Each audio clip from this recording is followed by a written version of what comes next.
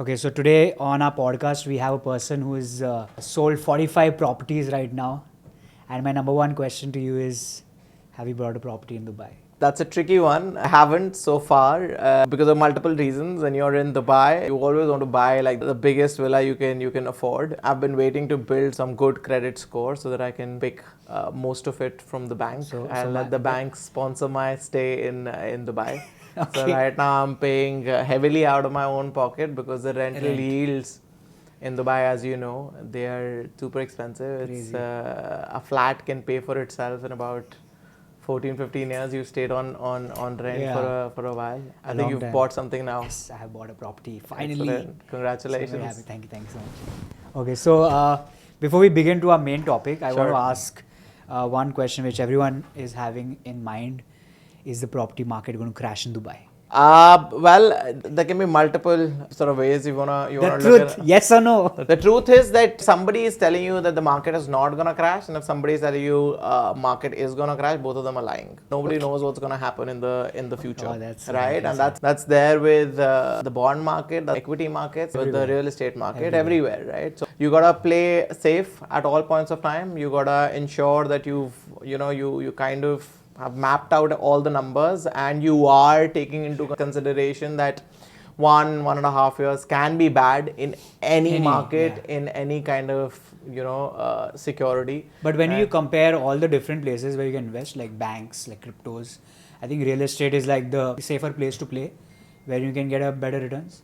I mean, it all comes down to how much of a margin of safety you're keeping. Warren Buffett says, if your calculations say that you're gonna make like 30% ROI, even if you're having a bad run at it, you still end up at like a 14-15%.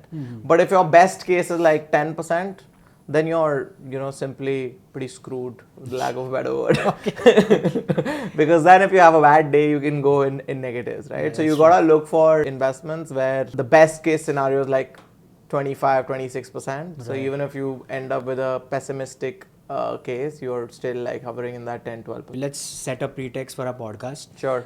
Let's every podcast we discuss obviously about Dubai because it's the booming real estate market around the world. We 100%. Have 100 things that go in our favor, and every podcast let's make it a point to talk about a specific area where we feel that there's a lot of opportunity. And we speak about the opportunity, what all options are available. So let's keep a podcast to that. And today let's talk about one project which I really wonder how on earth did someone think about that. Sure. I mean, one of that projects have already been built and is running really well. That's called Palm Jumeirah. And there's another one which is right next to it, which is another marvel. It's called Palm Jebel Ali. Absolutely. So, I mean, you've sold a lot of properties around Dubai. Now, what do you think, apparently, what is actually the significance of Palm Jebel Ali? See, at the end of the day, I think any property that's coming up on the coastline of Dubai has no a rocket certain science. it's gonna go up, right? Because we don't have a very large coastline; it's limited. Correct. That's one. The second thing is that now the whole world is kind of looking at Dubai as a place where they can come and they can raise a family. That wasn't the case before 2002. And before 2002, you could only lease properties. Now when you buy a villa, you own the land on which that villa stands. If you're buying on freehold areas, right? We are doing a separate podcast on freehold and leasehold areas. But what that does is that all the people, how they say that Dubai is the place for millionaires chasing safety and talent chasing opportunity. Right, so those are the kind of people that are coming to Dubai, right? Those are the two types. I mean, a lot of billionaires have just come in the after pandemic. Exactly. I'll show you. I have got this really cool infographic right here. Okay. So if you see, these are the number of millionaires that have only come to UAE in 2024. So if you see, according to this, Chinese 6,700 plus millionaires have actually shifted out to UAE in 2024 alone, and every year there are over 10-12,000 people. So the green is places where people have come in, and red are people are moving out from. and one of the reasons for that, this is the land of a lot of opportunity. And it's not something which is too hard to gauge. I mean, you sit in any cab, you go and eat shawarma at any of the smallest of the places, and you ask the person who's preparing the shawarma or driving your cab, and they'll never say that they're unhappy. All of them are very happy. All of them are making money. All of them are able to send money back home. So there's it's a win-win, right? And I mean, according to this graph as well, I mean, you can see China, India, and UK, like a lot of people moving out from there, and these are also countries which pay really heavy taxes.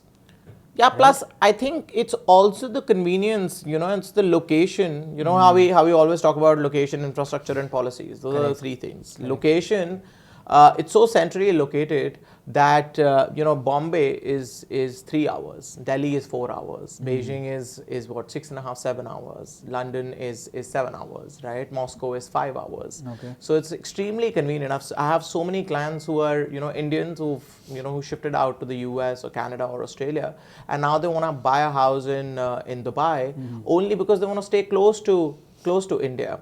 Right, and that's one of the prime reasons why people are not too scared of buying a property here, because they know they're not too far away from home. Correct. And now even Americans are sort of looking at Dubai as a place where they can look at diversifying their investments into, right? Right. So a lot of billionaires are coming to Dubai, and I have heard that the Palm Jebel Ali is basically for the billionaires. It's for the trillionaires, in fact. Yeah, or more. Yeah, I mean, when people think about Dubai, suddenly numbers are really big. But back in India, for example, I come from Delhi. A place very close to Delhi is Gurgaon, like you would know, right? It's right next to Delhi. So in Gurgaon, the luxury market, you get like a 4-bedroom apartment for about 50-60 crores, right? And it's not a very big deal, right? Similarly, I was living in London for about a few years, right? And I was living in a place called Queen's Park. It's not, you can't say it's central London, it's a little off. But I was living in a row house, right? And it was a 4-bedroom row house. And it was for about 6 million pounds, right? So 6 million pounds is, a little above 25 million. And it was a row house, right? So the walls are connected to... row house, Yeah. And then you compare those investments to what you're getting on Palm Jebel Ali, which is, I think, the biggest man-made island in the world. Right. And it's going to be fully functional. The vision is clear. You have 120 kilometers of coastline on there. I think that is bigger than the actual coastline of Dubai. Exactly, so, almost twice. Yeah. Right, and you're getting a house starting at about 18 million dirhams there. So 18.5, I think, starting 18.2. It's a fairly good deal, right? Like, you open up your balcony and you have the sea, right? So it's I think it's not only for the multi-billionaires, but it's a $4.5 million investment, which I think is a decent amount to. But did you know, I mean, just to give you a little pretext, so Palm Jebel Ali was built at the same time where Palm Jumeirah was, but it had a standstill. Do you think right now it would have any significant effect? I think that standstill is a boon in its own way, because 20 years of learning from Palm Jumeirah has been implemented in Palm Jebel Ali, right? Because it's never been done before, right? Palm Jumeirah is like a very successful mini city that was created out of nowhere, right? So of course there were challenges, right? There are still, like, sort of, we have some congestion on a few dates, right? New Year's, on major festivals that are celebrated, music festivals. There are congestion, which would be annoying for the residents on Palm, but overall it's been a super success, right? I mean, investments of 3.5 million done on Palm Jumeirah are today trading at about 45-50 million, right? And that's huge. True. And every billionaire and every famous personality in the world has a property in Palm Jumeirah. And I feel like over the years, Palm Jumeirah, they've done a lot of things to ease out the traffic. Like monorail came later on, which was obviously the number of traffic that people came. So they built the monorail, and I feel that the same thing, whatever learnings they had from Palm Jumeirah, even though it was a very, very successful project, they're implementing this plus a lot more to make the magnitude of the whole Palm Jebel area much better. If you can just take a look at the map, I think.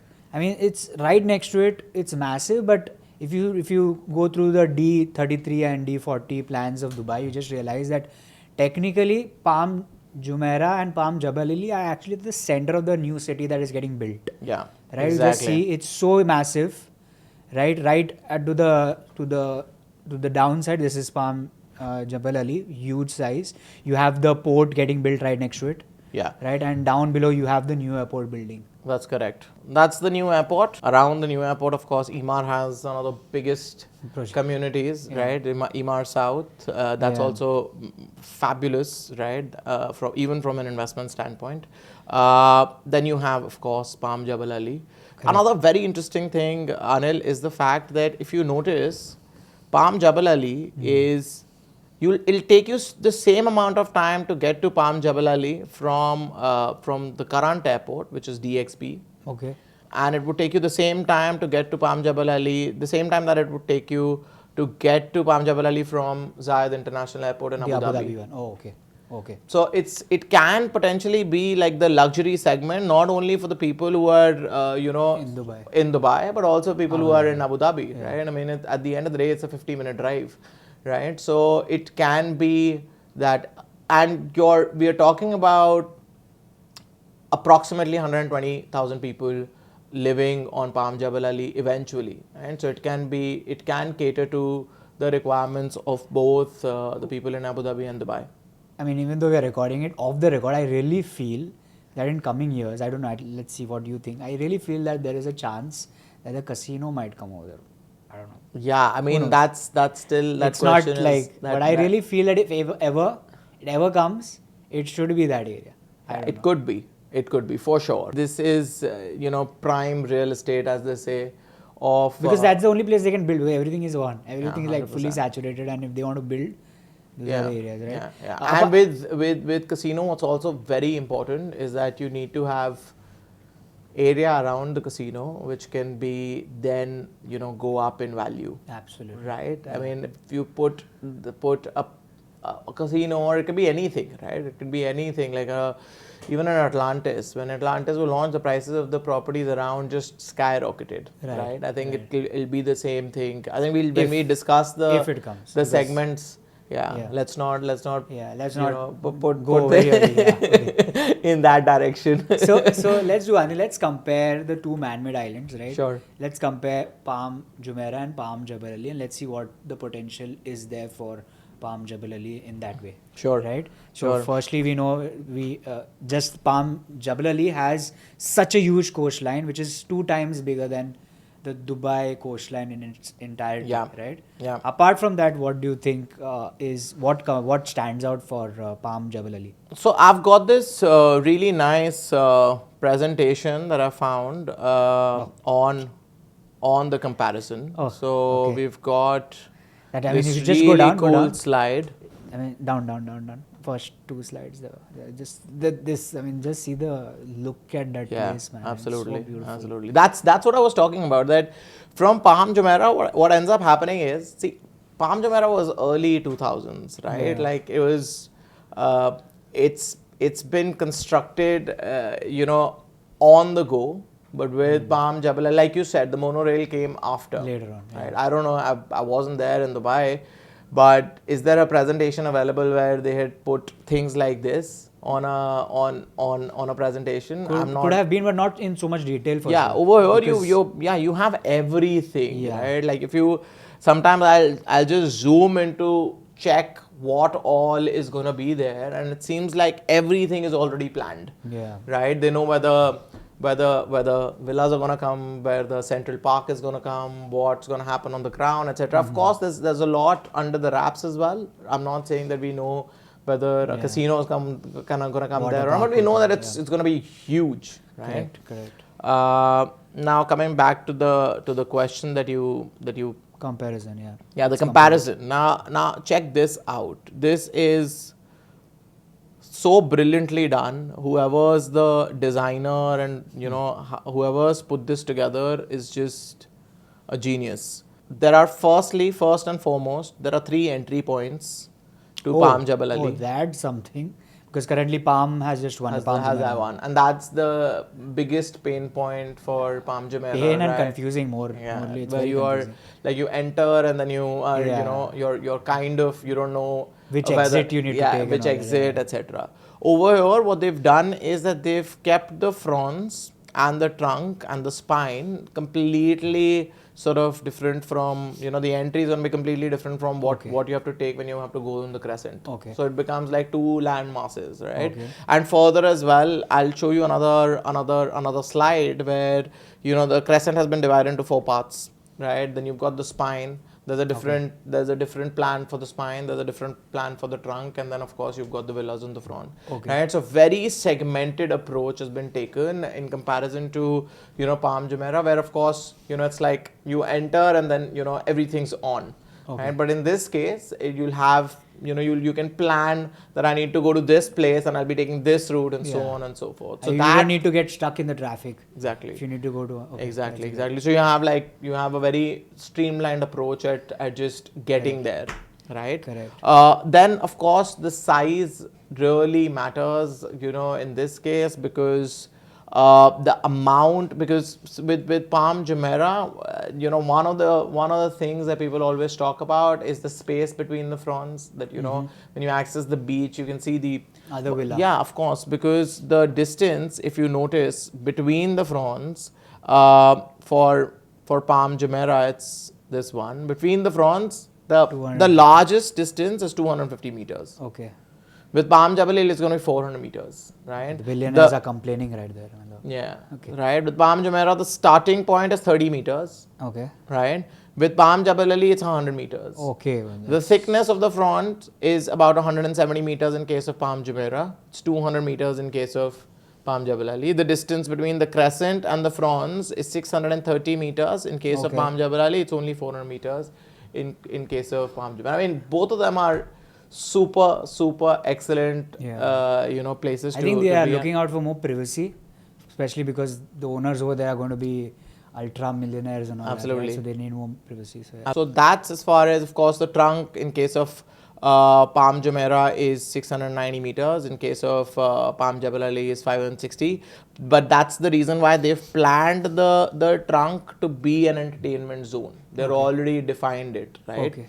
And coming back to this, of course, your area is 100% bigger because in case of Palm Jebel Ali, you have 110 kilometers of coastline. Palm Jumeirah has 78. Both of them have a bigger coastline than the entire, the main Dubai coastline. And 147 million square feet of land in the case of Palm Jebel Ali, and 61 million square feet of land in case of Palm Jumeirah. So it's, of course, a little over twice the amount, right? So it's a little over double of Palm Jumeirah. Correct. So right there. So I mean, this particular project, especially the Palm Jebel Ali one, is do you think it caters to the vision of D33 and D40? That's the economic agendas that the Dubai government is having. Yeah. Do you think it will help that vision of Dubai? Yeah. I mean, if we go back to this slide, that's another very brilliantly made slide. So let's go back to the last segment that we spoke about.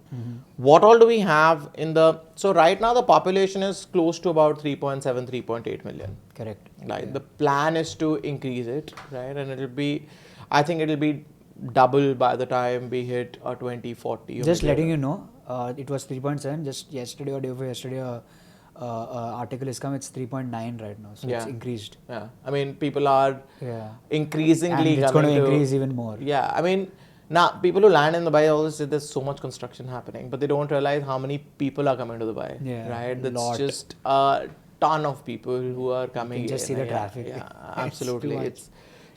Exactly. Now the next, I think the next 3.7 million cannot fit into downtown and areas around, right? You need a new city. Yeah. And that city is coming up in Dubai South, right? 100%, right? That's the only area.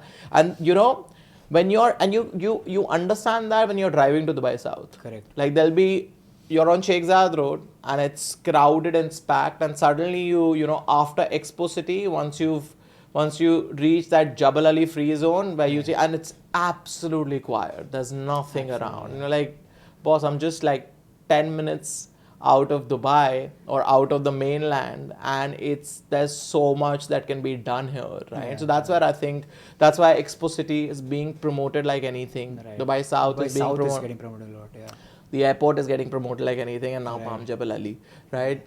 Jebel Ali free zone, so home to I think over 10,000 companies, right? Yeah. So that, you know, that area port is where, as well. There's port, Jebel Ali port. I mean, you know, it's massive. It's the biggest port in the one world, of the biggest, right? Yeah. So it's going to become, that area I think can cater to the next 3.7, 3.8 million people very comfortably. And then the exciting part is that you're going closer to Abu Dhabi, right? And might just become like this huge sort of hub where both the cities are, you know, completely connected. Yeah, right? Because currently you can feel when you travel between Dubai and Abu Dhabi, you feel that there's a big void. And I feel that it would get filled up with Dubai South coming. And it's coastline, right? There's so much coastline, right? So that's gonna come in. I don't know if there's gonna be another Palm that will be built, because we are in a different age altogether. Yeah. So this is, but yeah, I mean, and coming back to your point that Palm Jebel Ali is, you know, has been picked up after almost a little over 20 years, and it's been relaunched and in style, right? Where they want to come back with a bang and make sure that, you know, the original plan is put into place, and it also has the learnings from Palm Jumeirah. One over the course of just learning and reading about this area, so this projects Palm Jumeirah and Palm Jebel Ali were built really long back. It was built when people really wanted to profit out of the real estate, and that's when right now a lot of people were talking about the environmental hazards that this has projected. But come on 2024, even though that this has, you know, impacted the marine life, but it's really unique to see, which is not visible in any other governments in the world, wherein Dubai government themselves have started taking up initiatives to take care of the marine life around. And there is a lot of marine projects that are there that are safeguarding the marine life, and that's another initiative which they're taking when it comes to eco-friendliness and all that. So I really feel that even though, I mean, Dubai is a city wherein it learns from its mistakes and tries to get better, which no other city right now comes.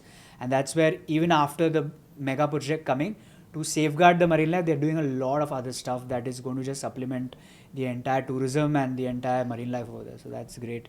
Coming to numbers.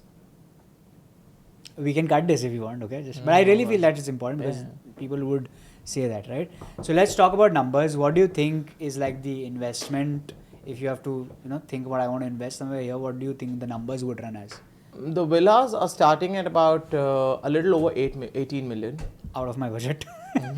For now. But the good part is that you don't have to pay the entire 18 million in one go. It's like a classic off-plan project, right? You have to pay out of the 18 million, 80% has to be paid over the next 4 years. Okay. In very convenient sort of batches, right? So I'll just quickly made this little Excel sheet where I can. So if you notice, let's check this out. Do you make such Excels while pitching your clients? Do you run these numbers with them? Absolutely. You got to, right? I mean, at the end of the day, I think that's what we are here for, right? As consultants, that's the least that we can do. Nice. We need to figure out what the payment plan is going to be, but more importantly, how that payment plan sort of helps you in ways to understand what your return on investment needs to be, right? Like I always say in all of my videos, 2 million dirham property, at a 90-10 payment plan where 90% needs to be paid during construction, 10% on handover is vastly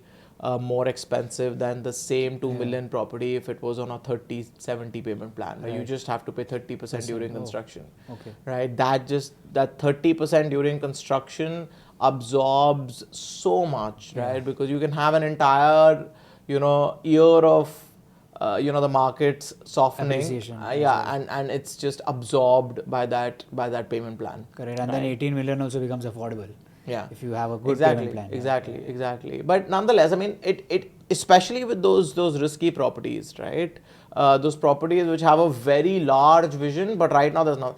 But with a place like Palm Jebel Ali, where you already have the airport, you already have the free zone, you already have the port, you already have like major developers developing the area, an 80-20 plan is superb, right? Because you're paying extremely slowly. I mean, look at this. Let's say you're buying the one which is the most economical. It's 18.1 million, right? Which is give or take about $5 million, right? And then of course you have to pay a DLD, stamp duty or a DLD fees, as we call it, right? Which is another no tax apart from this, right? No taxes apart from this, no property tax, no capital gains tax, no personal income tax. Dubai is heaven, right? So the total value would come out to be 18.824 million, right? You're getting 5 bedrooms, you're getting a super large area, about 7,900 square foot, right? I still have to check this because I've just on the go put this, but yeah, give or take, you're at about approximately around 2,400 dirhams per square foot. Okay. Right? Okay. Could be cheaper as well, right? Now that's the payment plan, right? So you're putting 20% upfront booking amount with the 4% DLD, Dubai Land Department, right? So all in all, you pay about $1 million and $200,000 on top as the DLD fee, or 3.6 million in dirhams and 724,000 as DLD fee. Okay. That's the first one. Then you've got 30th April. So next year, 2025, 5%. Then next year in August, you pay another 5%. And then December, you pay 10%. So all in all. Can you mark it again? Yeah. So you pay 5% in April 2025. On 30th August 2025, you pay another 5%. 31st December 2025, you pay 10%. So all in all, in the entire year 2025, you're paying 20%. Then in 2026, you pay 5% again, April, August 2026, 5%, and then December 2026, 10%, again 20%. And then in 2027, April is 5%, August is 10%, November is 5%, and then finally you get your villa handed over to you on the 30th of November 2028, and you have to pay 20%, which is again 3.62 million. So this is an 80-20 payment plan. This is a classic 80-20 payment plan. Your construction period, the one good thing that I feel about this is that they're taking 4 years, and they are talking about it. They're saying it out loud that it's going to take you 4 years for the villa to be ready, to be given to you. And in 4 years, I feel this area would have completely changed, right? I feel the airport would have come a distance. Yeah, because 2027 it's coming, and this is 2028. Yeah, right. You'll have Dubai South would have taken like a complete facelift. Would have gone through a facelift.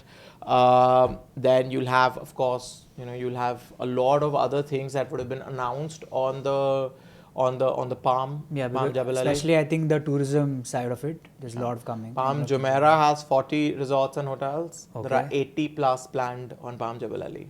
So twice the number of entertainment zones as well. Crazy. Right? Now, this is where it can get this is where you need to understand things, right? So currently Palm Jumeirah, these are the last few transactions on Palm Jumeirah, right? Signature Villa, size 13,398. Price per square foot is close to about 3,000. That is the most sort of modest one, right? Yeah. It's sold for 46 million, right? Then you've got another villa which has been sold for 4,158 per square foot, right? Another one at 5,222.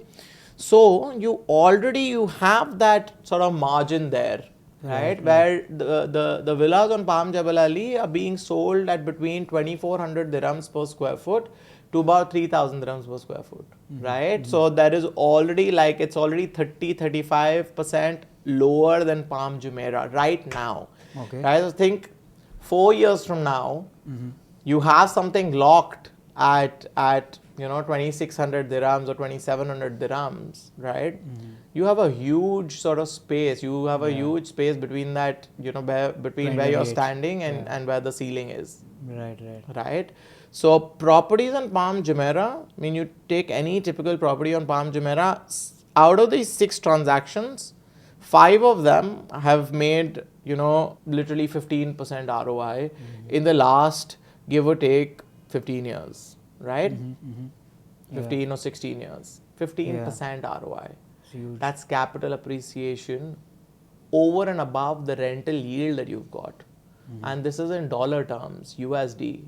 Dirham is pegged to the dollar, right? This, I think, would be like amongst the top investments that you could have done, including, investments that you could have done in any blue chip equity, right? So this is amazing, and it was sure shot for people who bought it back then, that this area is gonna go up. And that's the thing with luxury properties, right? You buy something in something so exclusive like a Palm Jebel Ali or a Palm Jumeirah, right? Maybe there's a year or 2 years of recession, maybe there was a COVID, etc. But on the total pool of things, you're gonna come out on top. Right? And if you put these same numbers, and this is where it gets very, very interesting. So with this payment plan that I showed you, 24, 5, 5, 10, 5, 5, 10, 5, 10, 5, and then eventually 20. If the housing market grows by 15%, right, the money is going out of our pockets in these batches, right?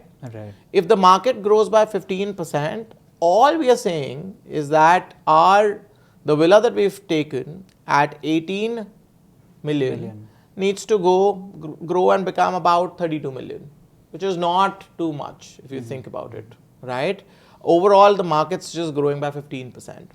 The return on our investment when we take these dates is going to be 24.17%. Now, this is just a very simple calculation. I can convert this into 12%. You're still talking about 19.17% if the overall market grows by 12% on an area which is on the most exclusive island in the world. The biggest man-made island. The biggest man-made island, which is going to be, it's going to be just fabulous. And this is, even if I do 10%, let's just say that, we're being super pessimistic, and let's just say 10%, you still end up in like 15.79. That's the return on investment on our capital, and in the end, we end up with a villa, full blown. So, are there units available? If you see on the net, everything was like people were flocking to Nakil office. I mean, of course, they're collecting. There are tons and tons of EOIs, as they call it in UAE, expression of interest. So you need to pay a check or do a bank transfer just to show that you're interested in buying a villa. And then, when the inventory opens up, so they're launching, one frond after the other. So fronds are those, those palm leaves or palm, stems. And on that, the villas are coming up. So let's just get out of here and just quickly. So that's what a frond looks like. So they've launched beach villas. Right, so these are the beach villas. Another very interesting thing, by the way, you'll notice that all these villas are different colors, right? Correct. That's because they are different layouts and they're different styles. So you have multiple different style of villas. So it's not like you have to choose 2 villas, side by side look the same, and the person who's come to deliver your food is figuring out which one. All these villas look different. They all look super interesting, super different, styles. So you can sort of, let your personality come out and choose something which fits well. So they are, if you put your EOI on time, and if you plan everything out, that how do you want to go about it, right? Be Which prepared. villa do you want? Which villa you want? Do the prices are different? Yeah, of course. Based on the styles, based on the size, based on where the villa is on the front, the prices will be different. But again, like I said, I mean, if you compare it to anywhere else in the world, prime real estate of any other country, right? Yeah. You know, this is extremely economical, for the lack of a better word, right? I mean, if you compare it to India, it's 40 crores, right? 40 crores is, you know, any decent sort of, you know, prime locality in Delhi, Bombay, Bangalore, I can guarantee you that it'll be more expensive.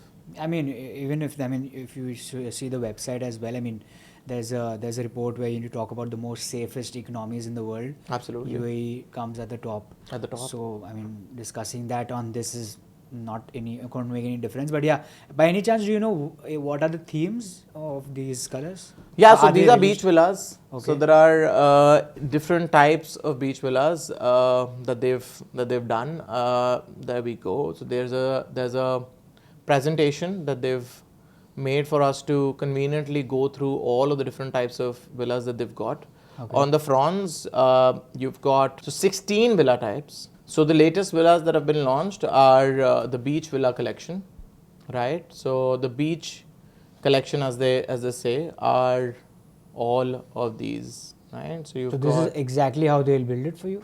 Exactly. Okay. Right. So you've got look at that view, Villa Blue Horizon. That's number one. Okay. That I've got. Villa Provence is another. This is how it would look, right? Okay. This is how it will look. These are fabulous, man. I mean, think about it. It's super modern built. Come with swimming pools. You don't have to do anything. That's how the city would look like. Okay. It's crazy, man. The night look from there is like beautiful. Yeah. It's massive. Yeah. There we are somewhere right there in the, you know, what now Dubai is, and this is where it's going to be. This is where the puck is going. So units are available, and are all the fronts open right now, or are there any? So the fronts on the left. So I'll just quickly show you another. So these are the fronts on the left. This is something that we've just built on the go. Mm-hmm. So the fronts on the left, the ones that were launched, KLMNOP, they've all been launched and they've been sold out. Right. Okay. The fronts on the right are being launched now. So ABC have been launched, right, and they are, you know, you can obviously, as we are recording this video, they can be over, but they will be launching new fronts as well. Mm-hmm. But again, like I said, if you want to plan soon, plan fast, and be prepared, right? We'll help you out with every last number. I know this podcast has been on the lighter note, but we'll plan out everything for you at you know, like I always say. Right from, you know, what kind of rental yields you can look at, short term, long term, mortgages, you know, what your booking amount, to your installments, to which villa will be best suited for you, etc. We can help you at every step of the way with acquiring your dream property on Palm Jebel Ali. So I think in the fronts you have only villas, luxury villas, and I think at the sides you will have residential apartments, right? I mean, see, a lot is under the wraps still. Okay, it's still right? not out. So okay. I will not want to comment on something that I am not completely aware of. Okay. But as I know that the Crescent will be the more, you know, quieter sort of thing. Mm-hmm. Villas will be on the front. Crown will be where the entertainment zone is going to be. Which is the Crown? So right here is the crown area. Okay. And then you have, of course, the trunk. That's the trunk. Which is going to be, you know, which is going to be clubs and parties and whatnot, right? So that's what we know so far. Let me just quickly see if we can go back to that book. So fronts are, of course, villas, right? Of course the trunk is gonna be where the clubs and different malls, etc. are gonna come, and then the Crescent will be your leisure and your hospitality, family resort, etc. And then of course you have the Crown on which the mega projects are gonna come in, right? So that's how they've broken it down. So the spine obviously has your sports and wellness club and so on. So I think this is much more better, way well planned than even Palm, Jumeirah, right? That's correct. Huge. So let's wrap up things.